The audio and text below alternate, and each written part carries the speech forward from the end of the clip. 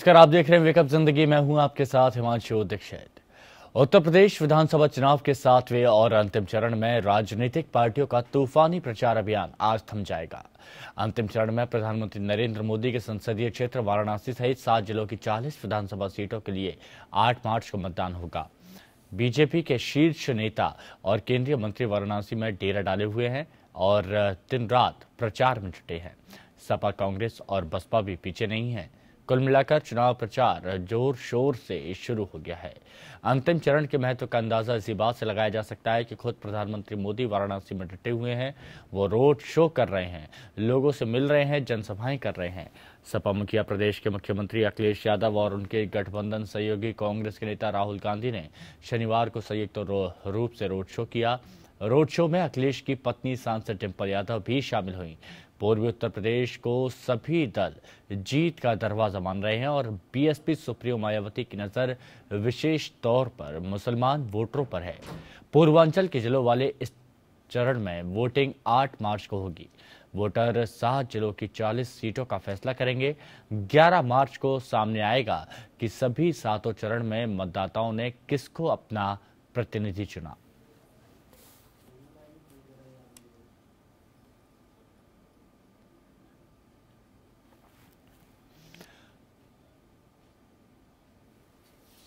गौरव शर्मा हमारे साथ, हमारे सहयोगी सीधे जुड़े हुए हैं वाराणसी से। गौरव, अगर काशी की बात की जाए, वाराणसी की बात की जाए तो तमाम दल एड़ी चोटी का जोर यहां पर लगाए हुए हैं। प्रधानमंत्री नरेंद्र मोदी 3 दिन से खुद डेरा जमाए हुए हैं। 2 दिन लगातार पहले मंदिर के दर्शन किए, उस दौरान एक रोड शो भी हुआ और कल औपचारिक तौर पर रोड शो किया गया, जनसभा की गई, निशाना साधा गया और उसके बाद आज फिर जनसभा की जाएगी, चुनाव प्रचार किया जाएगा। क्या कुछ आज कार्यक्रम है, क्या तैयारियां की गई हैं?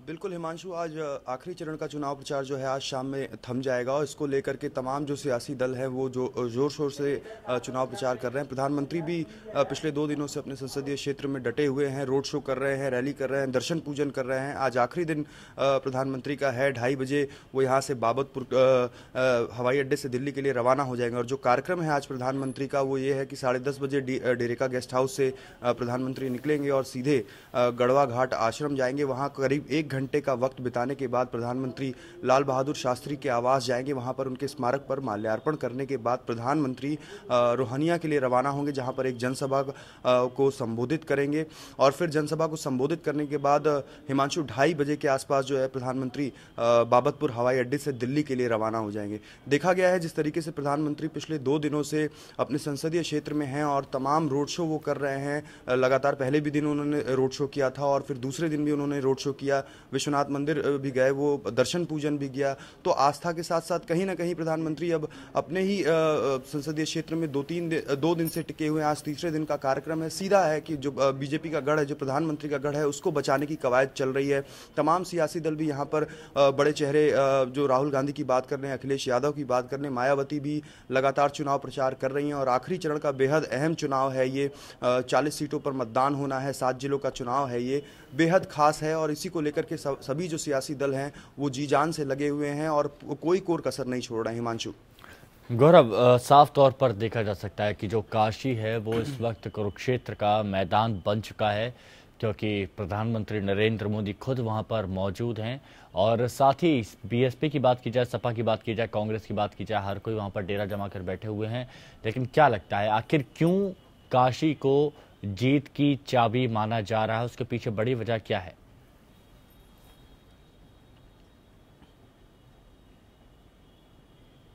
देखिए, सबसे बड़ी वजह यह है हिमांशु की अगर उत्तर प्रदेश की सत्ता हासिल करनी है तो उसके लिए पूर्वांचल बेहद ज़रूरी हो जाता है और पूर्वांचल की बात अगर आती है जहां पर, तो वहां काशी का महत्व और भी ज़्यादा बढ़ जाता है। और सिर्फ यही वजह नहीं है हिमांशु, इसके बाद अगर बात करें तो प्रधानमंत्री का संसदीय क्षेत्र है। कहीं ना कहीं कांग्रेस ये चाहती है कि बीजेपी अपने गढ़ में ही बीजेपी को शिकस्त दी जाए, ताकि कांग्रेस उसको कहीं ना कहीं आगे जाकर के 2019 चुनाव में जाकर के मिड टर्म रेफरेंडम के तौर पर उसको ले। और सपा भी जिस तरीके से अखिलेश यादव विकास की बात बोल रहे हैं और कहते हैं काम बोल रहा है, तमाम चीज़ें। तो विकास की बात को लेकर के आगे जितने भी सियासी दल हैं, मायावती भी हों, वो लगातार पीएम पर हमलावर रही हैं और पीएम के गढ़ में सेंधमारी करके कहीं ना कहीं ये प्रयास है कि बीजेपी जितने भी वादे कर रही है या जो भी विकास कार्यों की बात वो कर रही है वो सब झूठी है और यही इसी तरीके से कुछ प्रोजेक्ट करने की कोशिश है। और सबसे बड़ी बात यही है कि अगर वाराणसी में जीत हासिल होती है तो इसका असर पूर्वांचल पर पड़ेगा और कहीं ना कहीं जो बात की जाती है कि अगर उत्तर प्रदेश में सत्ता हासिल करनी है तो पूर्वांचल बेहद जरूरी हो जाता है। और शायद यही एक बड़ी वजह है कि यहाँ पर पूरी कोशिश की जा रही है कि पूर्वांचल पर कब्जा किया जाए और काशी पर कब्जा किया जाए। गौरव, चाहेंगे कि आप बने रहें हमारे साथ, दोबारा आप सब यहाँ पर जुड़ेंगे।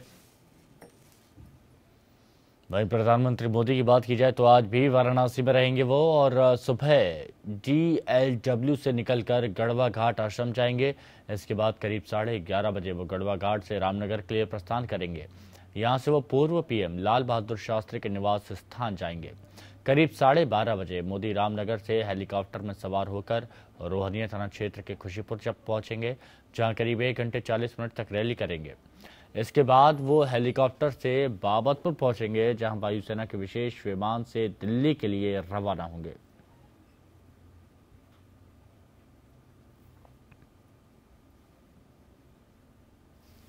गौरव हमारे साथ, हमारे सहयोगी लगातार जुड़े हुए हैं।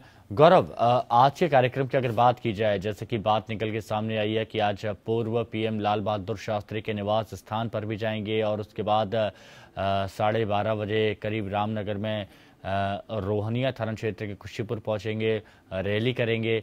आज क्या कुछ तैयारी है और क्या रूपरेखा तैयार की गई है प्रधानमंत्री नरेंद्र मोदी के कार्यक्रम की?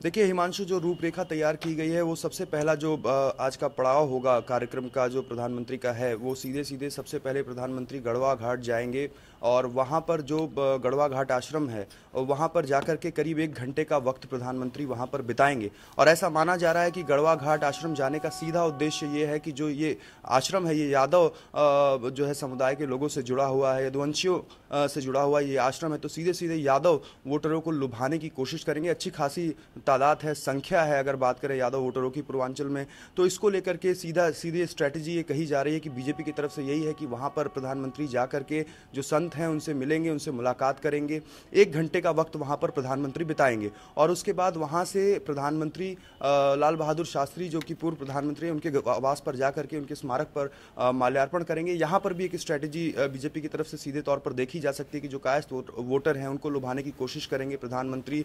कई बार ये कहा गया है कि लाल बहादुर शास्त्री जो कि पूर्व प्रधानमंत्री हैं थे, वो उनका जो है कि अनादर कांग्रेस की तरफ से किया गया, तमाम बातें कही गई बीजेपी की तरफ से। तो ये कहीं ना कहीं स्ट्रैटेजी सीधे तौर पर दिखाई दे रही है। और अच्छी खासी रामनगर की बात करें तो रामनगर में ही लाल बहादुर शास्त्री का आवास है और कायस्थ वोटरों की अच्छी खासी संख्या यहाँ पर मौजूद है। तो सीधे तौर पर अब जो आखिरी क्षण है ये पूरी तरीके से बीजेपी अब इसको पूरी तरीके से साधने में लगी हुई है। बहुत कम वक्त है जब चुनाव प्रचार थम जाएगा। लाल बहादुर शास्त्री के आवास से निकलने के बाद प्रधानमंत्री रोहनिया के खुशीपुर में जाएंगे और वहां पर जनसभा को संबोधित करेंगे और वहां से फिर प्रधानमंत्री जो है दिल्ली के लिए रवाना हो जाएंगे। हिमांशु, बिल्कुल गौरव, बने रहे आप हमारे साथ, हम लगातार आपसे चर्चा करते रहेंगे इस पूरे मसले पर और ये भी देखेंगे क्या कुछ यहाँ पर तैयारियां की गई हैं। वहीं प्रधानमंत्री नरेंद्र मोदी ने वाराणसी में 3 दिन के लिए अपनी धुनी रमा ली है। शनिवार को जनता दर्शन के बहाने कई घंटे तक रोड शो उन्होंने किया। पीएम कुछ घंटों के लिए दिल्ली गए तो रविवार को वापस लौट गए। उन्होंने रोड शो के साथ रैली को भी संबोधित किया। प्रधानमंत्री प्रचार खत्म होने तक वाराणसी में रुकने का मन बनाकर आए हैं। वाराणसी की जीत बीजेपी के लिए इतनी अहम है कि पिछले 1.5 हफ्ते से मोदी कैबिनेट के 12 वरिष्ठ मंत्री और 10 केंद्रीय राज्य मंत्री वाराणसी में डेरे डाले हुए हैं। ऐसा इतिहास में पहली बार हुआ है कि किसी पीएम ने किसी विधानसभा चुनाव में पार्टी के लिए सारा कामकाज छोड़कर इतना सघन प्रचार किया है। आखिर क्या है वाराणसी में 3 दिन तक मोदी की धुनी रमाने के मायने, देखिए।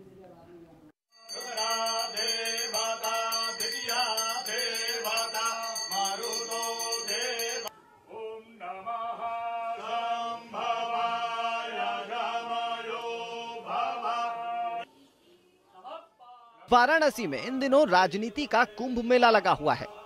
पूरा दिल्ली दरबार शहर कोतवाल के सामने हाथ जोड़े खड़ा है।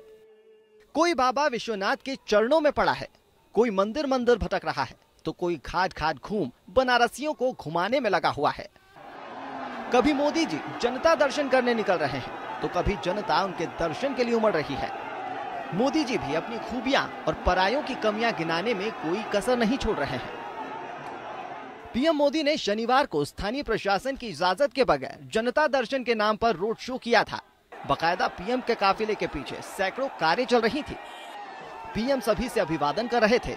जहां विपक्ष इसे आचार संहिता का उल्लंघन बता रहा है, तो वहीं मोदी के मंत्री इसे रोड शो मानने को तैयार नहीं है।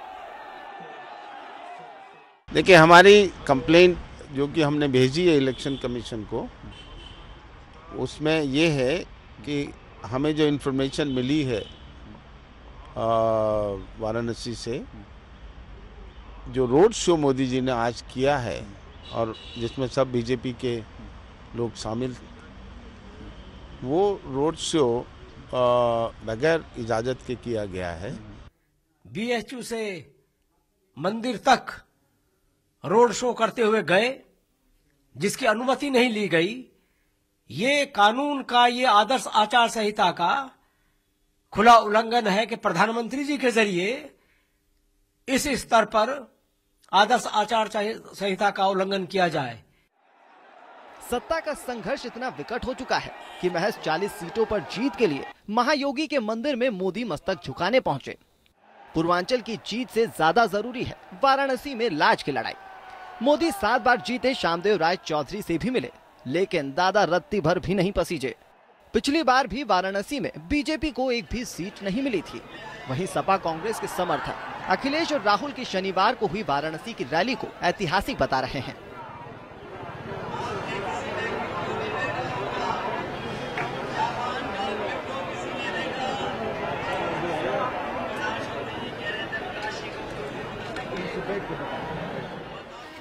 भोले बाबा के दर्शन के लिए भी दोनों पहुंचे और जीत का वरदान मांगा, लेकिन पीएम बनारसियों के मिजाज से वाकिफ हो चुके हैं। पल में तोला, पल में माशा होने वाले काशीवासियों को मनाने के लिए जी जान से जुटे हुए हैं, क्योंकि यूपी जीत कर भी अगर वाराणसी के रण में हार हुई तो इस बार की होली बेमजा हो जाएगी। अमित यादव, एपीएन। और गौरव शर्मा हमारे साथ लगातार हमारे सहयोगी जुड़े हुए हैं वाराणसी से।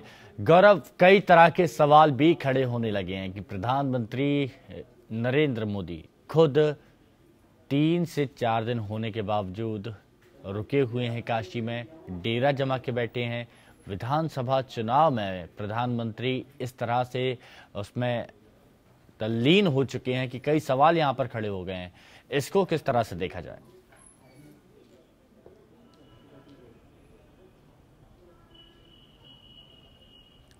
बिल्कुल हिमांशु, देखिए सवाल खड़ा होना लाजमी भी है, और सिर्फ प्रधानमंत्री ही नहीं, अगर बात करें तो पीएम की पूरी मंत्रिमंडल, पूरा उनकी जो पूरी फौज है वो पिछले 10 दिनों से ही डेरा यहाँ पर डाली हुई है। लगातार यहाँ पर अलग अलग इलाकों में जाकर के जो उनके मंत्री हैं वो कैंपेनिंग कर रहे थे, स्ट्रैटेजी तैयार की जा रही थी, रणनीति बनाई जा रही थी। और वजह साफ है हिमांशु, जो अभी पिछले दिनों, जो इसको जोड़ करके देखा जा सकता है कि पिछले दिनों जो नोटबंदी हुआ है उससे कहीं ना कहीं, और तमाम यहाँ के जो स्थानीय मुद्दे थे, चाहे वो गंगा सफाई का हो, चाहे वो घाट के सुंदरीकरण।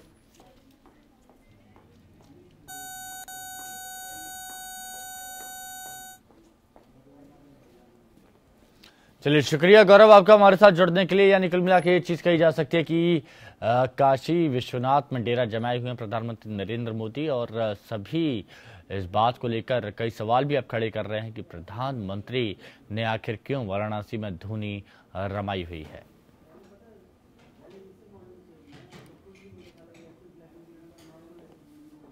पूर्वांचल की आखिरी जंग के लिए आर पार का नजारा है। प्रधानमंत्री नरेंद्र मोदी के संसदीय क्षेत्र वाराणसी में शक्ति प्रदर्शन का दौर तेज है। ऐसे में सवाल ये उठ रहा है कि क्या पूर्वांचल में आखिरी दौर का मतदान निर्णायक साबित होने जा रहा है। आखिरी चरण के लिए मतदान 8 मार्च को होगा।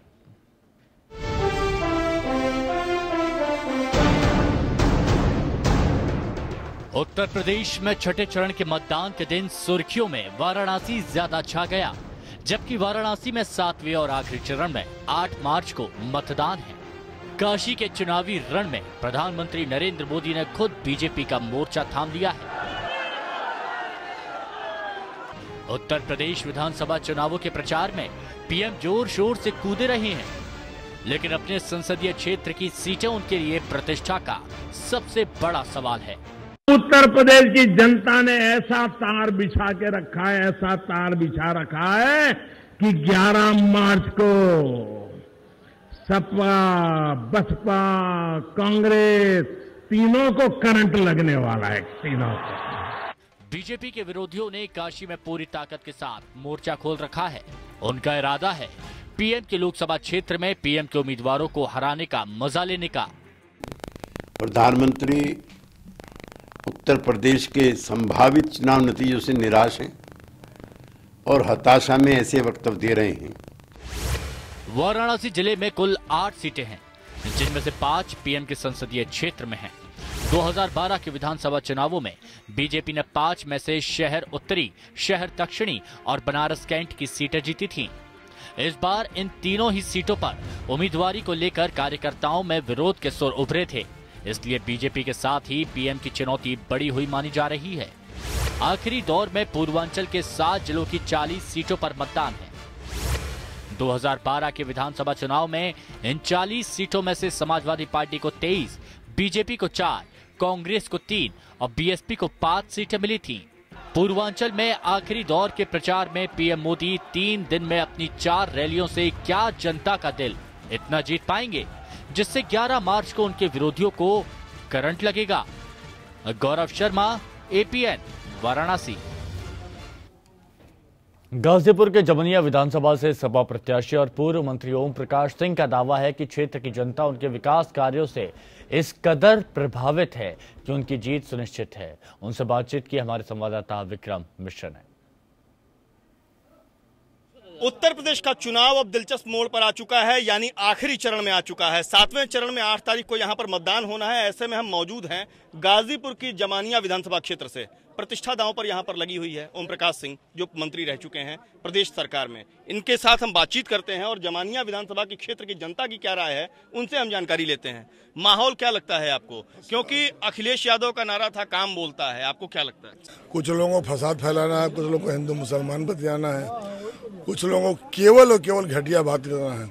लेकिन हमारे मुख्यमंत्री ने जब से शपथ लिया वो एक ही बात कह रहे हैं कि विकास ही एक ऐसा रास्ता है जिससे दुनिया की हर दूरी कम हो सकती है। और हम लोगों ने जब से आया है सरकार, अब दिन नहर की पानी मुफ्त। प्रकाश जी, इसी पे एक सवाल था। उसियाओं के रास्ते हम लोग भी इस गांव में आए हुए हैं। सड़कों की हालत ऐसी है कि पैदल चलना भी दूभर है, गड्ढों में सड़कें हैं। उसके पीछे देखिए एक बहुत बड़ा कारण है।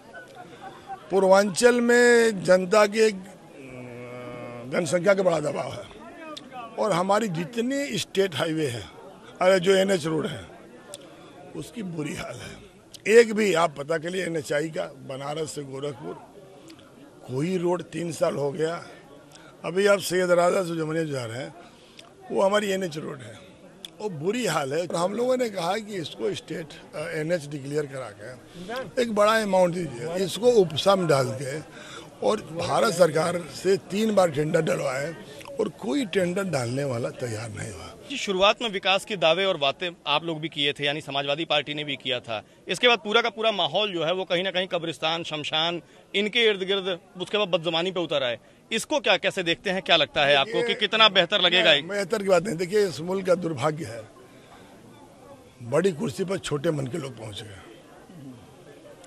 कब्रिस्तान, दुनिया में सब कुछ बढ़ रहा है, जमीन घट रही है, कब्रिस्तान आने वाले कल में एक समस्या बनती। अखिलेश यादव ने कहा कि शमशान घाट पर रोज मरने वाली की जनसंख्या बढ़े तो इसकी व्यवस्था हो जाए। सामूहिक बलात्कार के आरोपी और अखिलेश कैबिनेट में मंत्री गायत्री प्रजापति के विवाद में इन दिनों अखिलेश यादव बुरी तरह फंसे हुए हैं। विरोधी दल चुनाव प्रचार में लगातार गायत्री की फरारी का मुद्दा बना रहे हैं। इस बीच रविवार को प्रदेश के राज्यपाल राम नाईक ने अपनी संवैधानिक जिम्मेदारी निभाते हुए मुख्यमंत्री अखिलेश यादव को चिट्ठी लिखकर सवाल किया कि उनके कैबिनेट में बने रहने का क्या औचित्य है।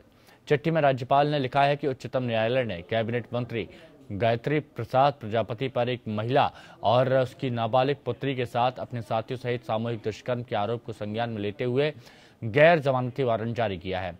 इस प्रकार के मंत्री के कैबिनेट में बने रहने और उनके विरुद्ध कोई कार्रवाई नहीं किए जाने से लोकतांत्रिक शुचिता, संवैधानिक मर्यादा और संवैधानिक नैतिकता का गंभीर प्रश्न उत्पन्न होता है। राज्यपाल ने अपने पत्र में कहा है कि मुख्यमंत्री गायत्री प्रसाद प्रजापति के कैबिनेट में बने रहने के औचित्य पर अपने अभिमत से उन्हें शीघ्र अवगत कराएं। गैंगरेप केस में फरार चल रहे गायत्री प्रजापति के खिलाफ लोकायुक्त में जांच खुल गई है। गायत्री के खिलाफ आय से अधिक संपत्ति के मामले में लोकायुक्त ने नोटिस भेजा है। लोकायुक्त ने गायत्री सहित उनके परिवारजनों को भी नोटिस भेजा है। बताया जा रहा है कि लोकायुक्त को गायत्री के खिलाफ दोबारा जांच करने के शिकायती पत्र दिया गया था। ऐसे ही एक शिकायती पत्र चुनाव आयोग को भी दिया गया था।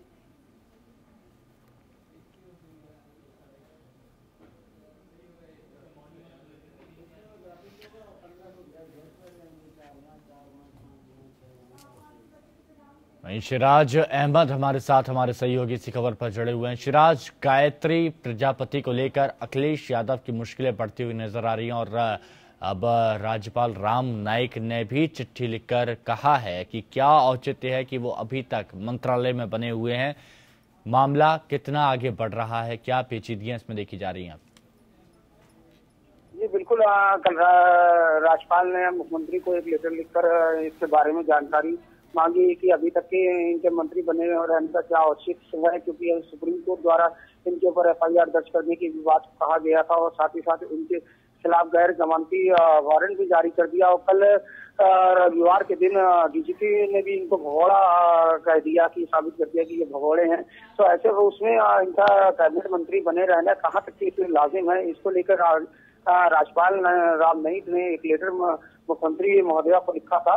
और जहां तक कि कल की जो जानकारी आई है कि चुनावी से लौट कर आने पर कल अखिलेश यादव ने अफसरों से इस विषय में विवाद भी की है और जल्द ही जल्द गायत्री के ऊपर मुख्यमंत्री कोई ना कोई एक्शन ले सकते हैं और इनको कैबिनेट मंत्री के पद से हटाया भी जा सकता है। शिराज, आगे क्या कुछ तस्वीरें दिख सकती हैं? जैसे कि खबर निकल के सामने आ रही है कि तुरंत एक्शन यहां पर लिया जा सकता है, लेकिन कई सवाल यहां पर खड़े हो गए कि अभी तक ये एक्शन क्यों नहीं लिया गया। राज्यपाल ने हस्तक्षेप किया, उन्होंने चिट्ठी लिखी, उसके बाद हो सकता है कि आगे एक्शन लिया जाए, लेकिन अभी तक ऐसा नहीं किया गया है। तो ऐसे में नहीं लगता कि सरकार सवालों के कटघरे में खड़ी हो गई है?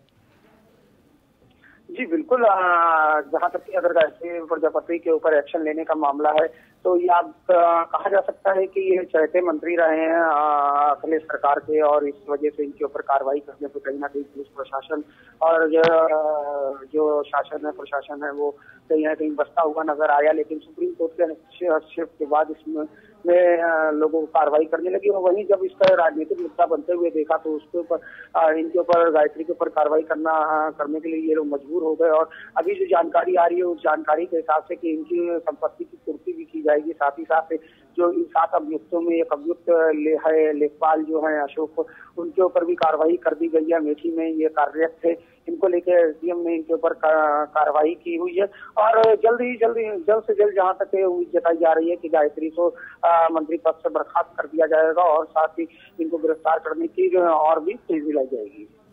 शुक्रिया शिराज, आपको जुड़ने के लिए, हमारे साथ इस जानकारी के लिए। वहीं बढ़ते हैं अगली खबर की ओर। बहुचर्चित गैंगरेप मामले में सुप्रीम कोर्ट के निर्देश के बाद जहां यूपी पुलिस ने अखिलेश सरकार के कद्दावर मंत्री गायत्री प्रजापति के गिरफ्तारी के लिए जगह जगह धरपकड़ तेज कर दी है, वहीं इसी मामले में 7 में से एक नामजद अभियुक्त और आरोपी मंत्री गायत्री प्रजापति के करीबी और रेप मामले के मास्टरमाइंड लेखपाल अशोक तिवारी पर अमेठी जिला प्रशासन ने कार्रवाई करते हुए उसे लेखपाल पद से निलंबित कर दिया है। बता दें कि जब गायत्री प्रसाद प्रजापति खनन मंत्री बने थे तभी से अशोक तिवारी पर प्रदेश के खनन विभाग की जिम्मेदारी थी। चित्रकूट निवासी अशोक तिवारी अमेठी तहसील में लेखपाल के पद पर तैनात रहा। एसएसपी के मुताबिक आरोपी लेखपाल अशोक तिवारी गायत्री के सुरक्षाकर्मी चित्रपाल और सचिवालय अधिकारी रूपेश और रूपेश्वर के निलंबन के लिए संबंधित विभागों को पत्र लिखे गए थे। वहीं एसएसपी मंजिल सैनी के मुताबिक एफआईआर में नामजद 4 आरोपियों के घर पर दबिश दी गई थी, लेकिन सभी फरार हैं। गैंगरेप और यौन शोषण के आरोप में फरार चल रहे मंत्री प्रजापति और 6 अन्य आरोपियों के खिलाफ गैर जमानती वारंट जारी हो चुका है। बता दें कि चित्रकूट की एक महिला ने लखनऊ में गौतमपल्ली थाने के 18 फरवरी को मंत्री गायत्री और उनके साथी पिंटू सिंह, अशोक तिवारी, विकास वर्मा, चंद्रपाल, रूपेश आशीष शुक्ला के खिलाफ रिपोर्ट लिखाई थी। ये रिपोर्ट सुप्रीम कोर्ट के आदेश पर लिखी गई थी।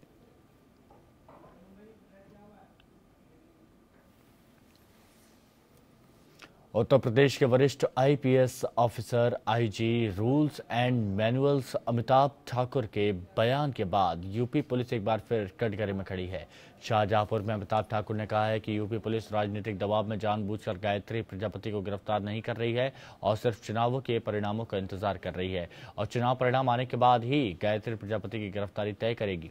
अमिताभ ठाकुर ने कहा कि अगर यूपी की पुलिस चाहे तो 1 घंटे में यूपी के मंत्री गायत्री प्रजापति को गिरफ्तार कर जेल भेज सकती है, लेकिन राजनीतिक दबाव में यूपी पुलिस जानबूझकर गायत्री प्रजापति को बचा रही है, वरना पुलिस के राजनीतिक आका नाराज हो जाएंगे।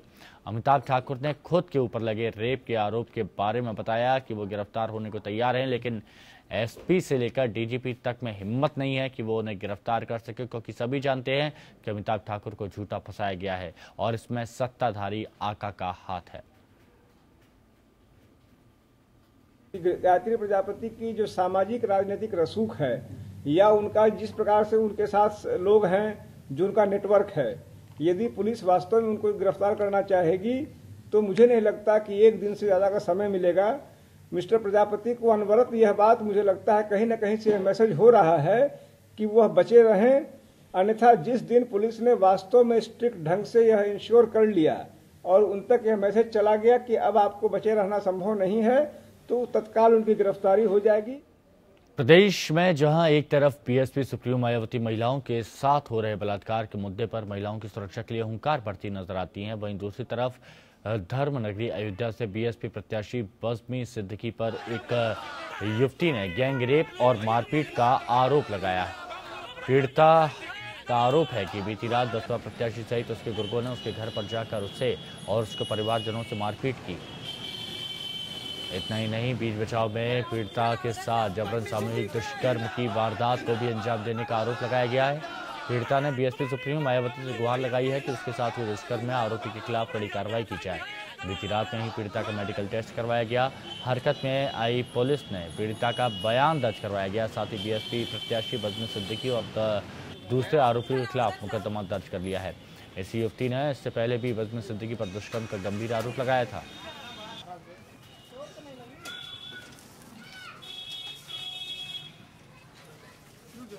नहीं, सबसे पहले तो हमारे कानून बनाने वालों पे सवालिया निशान है कि क्यों नहीं कानून आता कि जिनके ऊपर संगीन जुर्म के लिए चार्ज है वो इलेक्शन नहीं लड़ेंगे। वहाँ बात होने लगती है कि नहीं, हम जब तक दोषी करार नहीं दिए जाते तब तक हम दोषी नहीं हैं।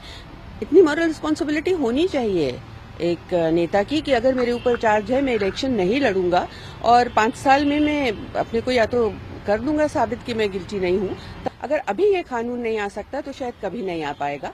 समाज में बार बार मैसेज यही जा रहा है कि बड़ा नेता बनने के लिए बड़ा क्रिमिनल होना जरूरी है, क्योंकि बात हमेशा विनेबिलिटी की एक्सक्यूज दी जाती है। लखनऊ में रविवार रात करीब 8:30 बजे बड़ी लूट को अंजाम दिया गया। चौक थाना क्षेत्र में राज्य की हाईटेक कही जाने वाली यूपी पुलिस को चुनौती देते हुए आधा दर्जन से अधिक नकाबपोश असलाधारी डकैतों ने सराफा कारोबारी प्रवीण की मुकुल ज्वेलर्स के नाम की दुकान पर धावा बोला और कीमती जेवरात लूटकर फरार हो गए। पुलिस कोतवाली से चंद कदम दूर सरे शाम हुई इस घटना ने पुलिस व्यवस्था की पोल खोलकर रख दी है। बदमाशों ने सर्राफा को बंदूक की बट मारकर और उसके बेटे को गोली मारकर घायल कर दिया। डकैत मौके से 40 किलो सोना और 1.25 करोड़ नकद लूट कर फरार हो गए। डकैती की खबर से क्षेत्र में हड़कंप मच गया, लेकिन चंद कदम की दूरी पर बैठी पुलिस को इसकी भनक तक नहीं लगी। डकैतों द्वारा अंजाम दी गई घटना सीसीटीवी में भी कैद हो गई। सूचना पाकर मौके पर फॉरेंसिक टीम, डॉग स्क्वाड सहित कई थानों की पुलिस पहुंची। पुलिस ने घायलों को ट्रॉमा सेंटर में भर्ती कराया और जहां पिता और पुत्र का इलाज चल रहा है। वहीं सराफा कारोबारी के साथ हुई घटना ने व्यापारियों में उबाल पैदा कर दिया है। व्यापारियों ने अपनी जान की सुरक्षा के साथ बदमाशों को जल्द पकड़ने की मांग करते हुए आज लखनऊ बंद का ऐलान किया है। की दुकान है, इसमें लूटपाट हुई है और यहाँ व्यापारी को गोली भी लगी है, एक बट से मार दिया, उनके सर में चोट लगी है। उसमें किसी अधिकारी की भूमिका की बात कहना तो ये बात समझ में नहीं आती, लेकिन लूटपाट हुई है चुनौती के रूप में लेते हैं और इस घटना को हर हालत में वर्कआउट करके और उनको सलाखों के पीछे भेजेंगे। एक व्यापारी जो रस्तोगी परिवार है उनके वहाँ घुस करके उनका पूरा सेफ उलट लिया, उनको फट से मारा और गोली चलाई। पैर में एक गोली लगी और एक को सर में बहुत ज्यादा चोट लगी हुई है, बिल्कुल मौलाना स्थिति में है। जिन दहाड़े समझिए सवेरे शाम लूट करके ले गए हैं और हवाई फायरिंग करते हुए लगभग 1 किलोमीटर जो है वो पैदल भागते हुए गए और पुलिस ने कुछ भी नहीं किया है। उत्तराखंड में विधानसभा चुनाव निपटने के बाद अब हर किसी को इंतजार है मतगणना का। मतगणना के बाद ये तय हो जाएगा कि आखिर किसकी सरकार बनने जा रही है। वहीं मतगणना से पहले ही नेताओं के दिलों की धड़कनें तेज हो गई हैं। हर कोई अपनी अपनी जीत का दावा कर रहा है।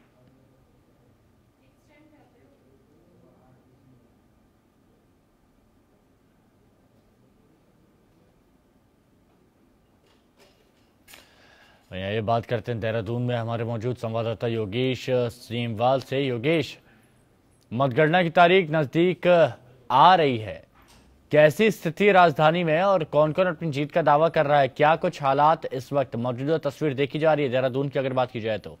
विधानसभा चुनाव तो निपट चुका है, लेकिन मतगणना जो है वो 11 मार्च को है और उसको लेकर जो है हर दल के अंदर कुछ न कुछ चल रहा है, क्योंकि हर कोई चाहता है कि विधानसभा चुनाव के बाद उनके ज्यादा से ज्यादा प्रत्याशी जीत के आए और वो सरकार बनाने के लिए एक मजबूत कदम आगे बढ़ाएं।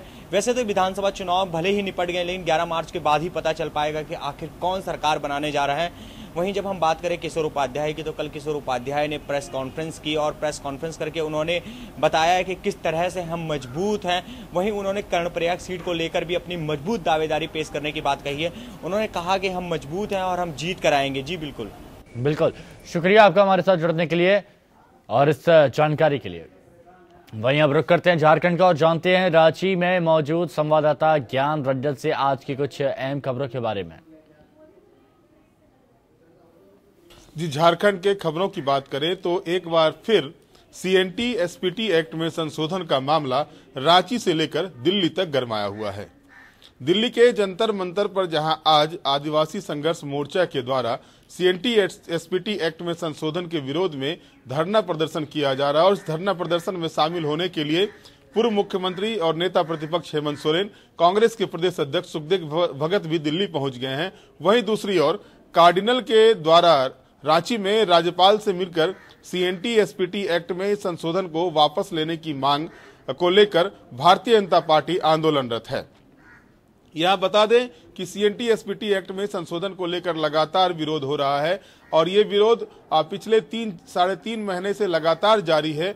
और इसके बाद भी अभी जो मामला है, राज्य सरकार ने 18 दिसंबर को संशोधन विधेयक राज्यपाल के पास भेजा था, लेकिन राज्यपाल ने अब तक उस पर अपनी स्वीकृति नहीं दी है। और इसके बाद जिस तरह से कार्डिनल और धर्मगुरुओं के द्वारा उनके साथ कई धर्मगुरुओं ने राज्यपाल से मुलाकात की, राज्यपाल से मुलाकात करने के बाद उन लोगों ने ये मांग किया है कि जो सीएनटी एसपीटी एक्ट में संशोधन विधेयक आया है उसे वापस लिया जाए, क्योंकि इससे आदिवासियों के अधिकार का हनन होगा। लेकिन वहीं दूसरी ओर भारतीय जनता पार्टी ने कार्डिनल के खिलाफ खुलकर मोर्चा खोल दिया है। भारतीय जनता पार्टी का ये कहना है कि धर्मगुरु का काम धर्म प्रचार करना है, धार्मिक चीजों को के बारे में उन्हें बात करनी चाहिए, लेकिन जिस तरह से धर्मगुरु। बिल्कुल, शुक्रिया आपका हमारे साथ जुड़ने के लिए, इस जानकारी के लिए ज्ञान। बढ़ते आगे, दिल्ली विधानसभा में आज से 5 दिवसीय बजट सत्र बुलाया जाएगा। दिल्ली की आम आदमी पार्टी सरकार ने कहा है कि वो विधानसभा के 6 मार्च से 5 दिवसीय बजट सत्र आहूत करेगी। सरकार ने कहा है कि इस दौरान शिक्षा और स्वास्थ्य क्षेत्र को पर्याप्त राशि मुहैया कराने जाने की उम्मीद है। बजट सत्र उपराज्यपाल अनिल बैजल के अभिभाषण से शुरू होगा और 7 या 8 मार्च को अगले वित्त वर्ष के लिए बजट पेश किया जाने की उम्मीद है। यह फैसला मुख्यमंत्री अरविंद केजरीवाल की अध्यक्षता में उत्तर दिल्ली के सिविल लाइन्स स्थित उनके सरकारी आवास पर आयोजित कैबिनेट की बैठक में लिया गया। माना जा रहा है कि सरकार कुल बजट का 25% शिक्षा क्षेत्र को दे सकती है। बजट में आप सरकार मोहल्ला सभा को पर्याप्त राशि मुहैया कराएगी, जहां नागरिक अपने अपने क्षेत्रों में प्राथमिकता के आधार पर सिविल कार्य का फैसला कर सकेंगे।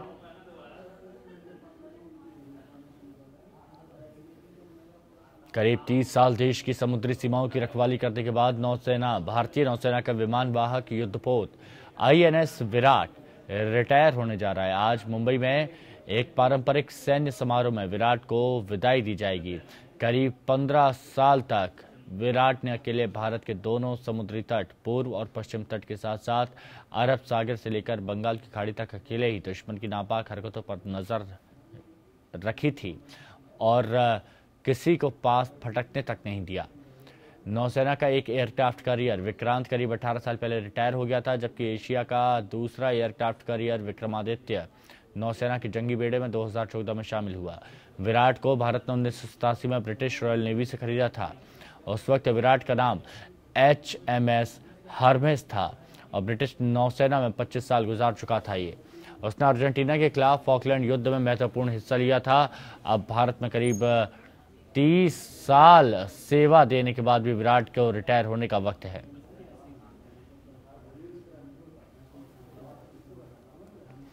हिमाचल प्रदेश के बकलोह में भारत और ओमान की सेना 6 मार्च से संयुक्त युद्धाभ्यास करेगी। ये दोनों देशों की सेना का दूसरा संयुक्त युद्धाभ्यास होगा।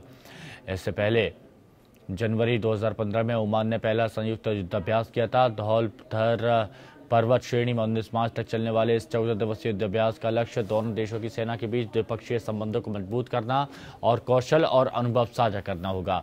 इसके लिए इंडियन आर्मी और रॉयल आर्मी ऑफ ओमान की इन्फेंट्री बटालियन से 60 जवानों को चुना गया है।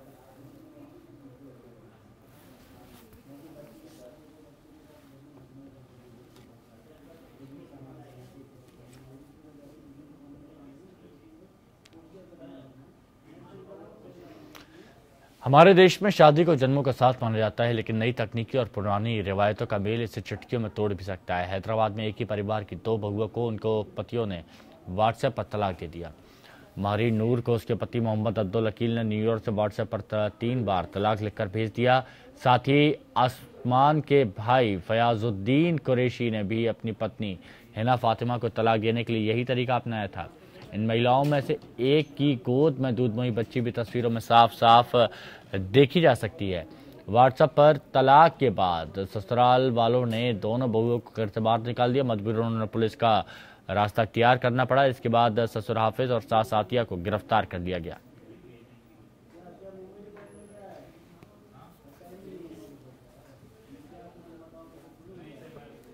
ऑलरेडी यहाँ पर मैं शादी करने के बाद मेरे को मालूम हुआ कि यहाँ पर 2 शादियां पहले से हो गए थे, मैं तीसरी हूँ बल्कि। तो जब ये बात चलती थी मेरे और मेरे हस्बैंड के बीच में, तो वो सब हो गया करा। पर मेरे को बड़ी बच्ची थी ना, मेरे को बच्चे हैं, मैं नहीं छोड़ूंगा नहीं करूंगा बल्कि बोलते थे। अब वहां पर जाके बिना इत्तला के मेरे को डाइवोर्स दे देना बोल के बोले, तो मैं ये चीज को एक्सेप्ट कैसा करूँ?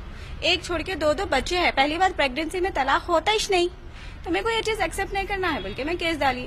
वो केस में भी 1 साल से चल रहा, इन पेंडिंग में था। फिर मेरी देवरानी को भी डाइवोर्स दे दिए। शौहर जब दुबई में थे तो ना ये हरकतें कर रहे थे घर में। बाद में तो उसके 6-7 महीने के बाद मेरे को मैसेज में आया कि तलाक तलाक तलाक, एवरीथिंग इज फिनिश नाउ, ऐसे मैसेजेस आए। फिर उसके बाद से मैं बात ही करना बंद कर दिया उनसे। बिना वजह के, ये मेरी थोड़ी ना फॉल्ट है, बिना वजह के व्हाट्सएप में बोल दे रही। फिर यहाँ पे बाहर मैं हमारे रिश्तेदारों को भेज के मालूम करे तो खासियां बोले कि हाँ हो जाता, व्हाट्सएप में मैसेज कर दिए ना हो जाता। आजकल यही चल रहा। झारखंड में रिश्वत लेने वाले सुधर जाएं, क्योंकि एंटी करप्शन ब्यूरो ने साल 2016 में पिछले 15 वर्ष का रिकॉर्ड तोड़ते हुए सबसे ज्यादा गिरफ्तारियां की हैं। राज्य गठन के बाद से ये रिकॉर्ड गिरफ्तारियां की गई हैं। वहीं जनता भी एसीबी का पूरा साथ दे रही है। ऐसे में क्या है एसीबी का लक्ष्य, आइए देखते हैं। झारखंड में साल 2015 में निगरानी विभाग का पुनर्गठन कर इसका नाम एंटी करप्शन ब्यूरो रखा गया। साथ ही 5 प्रमंडलों में इसके कार्यालय की स्थापना की गई, जो सूबे के जमशेदपुर, दुमका, धनबाद, हजारीबाग और डाल्टेनगंज में बनाए गए हैं। इसके बाद एसीबी तक आम लोगों की पहुंच आसान हो गई। अब इसका बेहतर परिणाम भी दिखना शुरू हो गया है। यही वजह है कि साल 2016 में रिश्वत लेने और भ्रष्टाचार के आरोप में 84 लोगों को गिरफ्तार किया, जबकि साल 2015 में 54 लोगों की भ्रष्टाचार के आरोप में गिरफ्तारी की गई। वर्ष 2016 में हम लोगों ने 84 सफल ट्रैप एग्जीक्यूट किया, जो कि गठन के बाद से, राज्य गठन के पश्चात ये सबसे हाई टाइम रिकॉर्ड रहा। और ये भी मुझे बताने में बड़ी प्रसन्नता हो रही है कि अभी 2 महीने ही हुए हैं, मार्च, जनवरी, फरवरी, और अभी तक हम लोगों ने कुल 27 ट्रैप सफलतापूर्वक कर लिया है। एसीबी ने साल 2017 की शुरुआत के बाद से अब तक 28 भ्रष्टाचारियों को गिरफ्तार किया है। इस साल एसीबी का लक्ष्य भ्रष्टाचारियों को पकड़ने में दोहरा शतक लगाने का है। साल के अंत तक ये 200 के आसपास जाना चाहिए, जो कि हमारे सफलता का एकदम स्पष्ट परिचायक है, और साथ ही ये जनता के जागरूक होने का भी परिचायक है। साफ है कि जनता जागरूक होगी तभी भ्रष्टाचार पर काफी हद तक काबू पाया जा सकेगा। ऐसे में जनता की भागीदारी के साथ साथ एसीबी की त्वरित कार्रवाई भी काबिले तारीफ है। रफी सामी, एपीएन, रांची। तो फिलहाल अभी के लिए मेरे साथ इतना ही, दीजिए इजाजत, नमस्कार।